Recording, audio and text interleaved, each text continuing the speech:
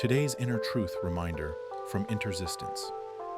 Healing doesn't always announce itself. Sometimes it whispers, "Don't react."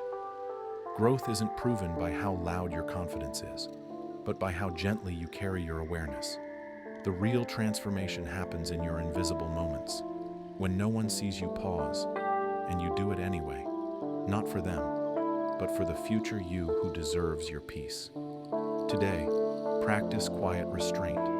Let your calm be louder than your chaos. Follow us at Intersistence to receive your inner truth reminders.